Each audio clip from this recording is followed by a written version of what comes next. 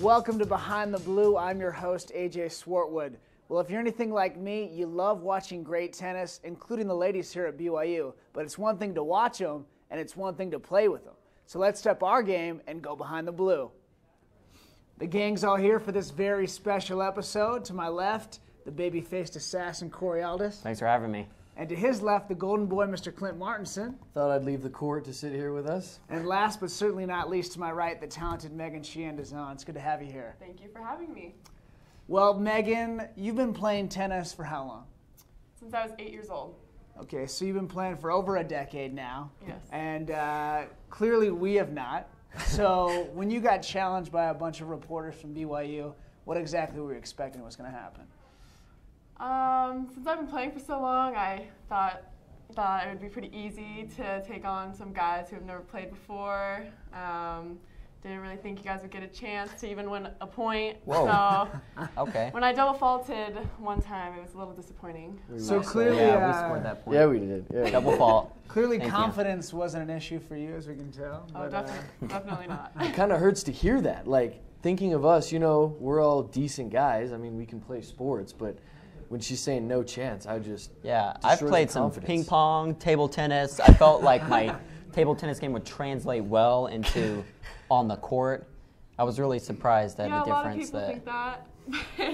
I'm pretty good at ping pong too, but it's totally different from tennis. Oh, I as you think can something tell. else to challenge you in, okay? different spins and things like that as opposed to a racket and a little ping pong paddle. You know, truth be told, I was on the ping pong club in high school as well as taking tennis lessons growing up, so my mom might be a little embarrassed when she sees the tape. But without further ado, let's introduce the fourth member of our team. He's got the attitude of John McEnroe and the game of John Belushi, Mr. Kyle Pettit. I mean, it's like ping pong, just bigger. And all of us obviously love ping pong. Certainly we'd be able to keep up with these girls, right? Well, to the court we go. We'll let the film tell the tale. In 1973, female tennis player Billie Jean King defeated male tennis professional Bobby Riggs in a tennis match that would be known as the Battle of the Sexes. In 2013, 4 gallant BYU male reporters aimed to set that record straight. The challenge was simple: beat 2 BYU women's tennis players at their own game. The participants were nationally ranked Megan Sheehan-Dazan and the former state champion Aubrey Paul. Okay, my senior year, I was 52-0 singles-wise. So I didn't lose a match my whole senior year. Surely 4 young and athletic male reporters could overpower their female counterparts with their speed, strength, and sheer determination, to say nothing of their technical tennis abilities. Oh, I think there's no chance. There is absolutely no chance whatsoever. Despite a promising start, our optimism would be as short-lived as our abilities. Confusion reigned for the men. Hey, do I just stay on this side? And the ladies showed no mercy. Their serves proved to be a little too hot to handle again, and again. I mean, truth be told, you get a taste of just how fast those serves are coming with these girls out here. They're not messing around. We even tried some unorthodox approaches to the game, but it was all for naught.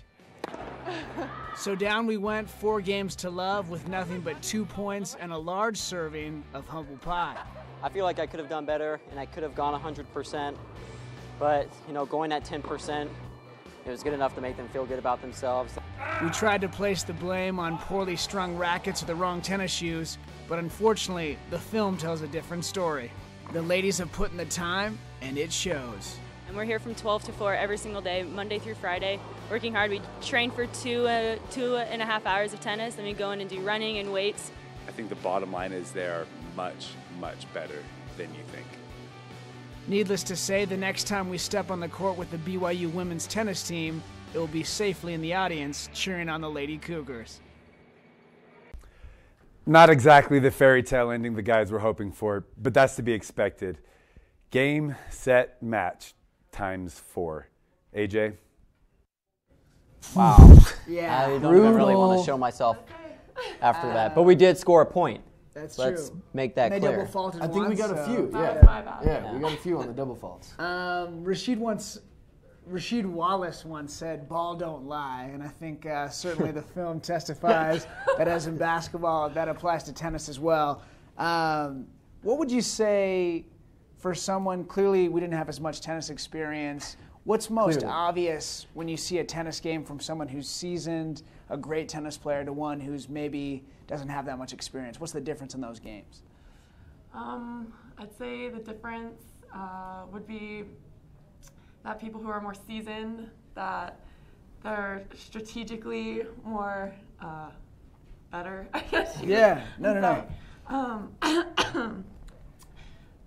I have a little cold, but the players who are more seasoned have bigger serves, Yeah. set up the points a little better, little bit better placement on the court. You learn little things as you play the game for a long time that you wouldn't necessarily know if it's. I think ball control is a big thing too, because you see us, the ball's going way high off the racket, Yeah, and they're just definitely. mashing with that top spin. Now, let me ask you this. Your squad's definitely turned into the BYU women's tennis team. Toward the end of the season, you recently beat Washington State, who's a nationally ranked team. Yes. What can you tell me about your season so far and how you're trying to finish out as strong as possible?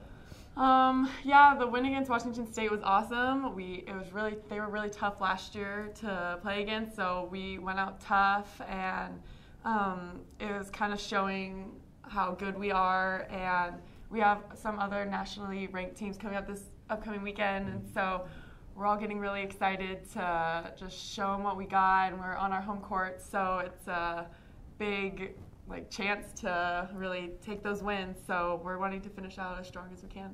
I guess what I would say to that is if you need any help from us on the court Exactly. this upcoming weekend or the following, just let us know. Okay. We're here for you. I will definitely give you guys a call. Now, Aubrey mentioned 2.5 hours that you guys practice. What does that entail when you guys are at the tennis practice? That means we're practicing a lot of serves and returns. Sometimes we'll play sets and just drilling. Our coaches will move us side to side. Some live ball hitting, which means playing points out of the hands. So just try to make things more realistic and just lots of hitting. Just real quick, going on, what was happening in your head as you were watching us warm up? I wanted to get your insight on what you truly thought as you watched us hit back and forth. I thought I should give these boys some lessons with my spare time. So charitable and modest. You know? Yeah. There's that humble pie coming out. Yeah. All right. And then we know this Friday you're playing Pepperdine. What are your expectations? What do you guys need to do to finish strong? Pepperdine, I think we need to just practice really, really hard this week, have some confidence coming from these last 2 wins that we've had, and we'll be good. That's exciting. This September will be the 40th anniversary of the Battle of the Sexes match between Billie Jean King and Bobby Riggs. And 40 years later, the lesson of that day still applies when it comes to tennis and really all athletics. The girls can play and then some. As for the boys, it's back to the drawing board and trying to figure out where we can find our pride and our game. Hugs and hand pounds, everybody. Till next time. Woo! Thanks for coming on.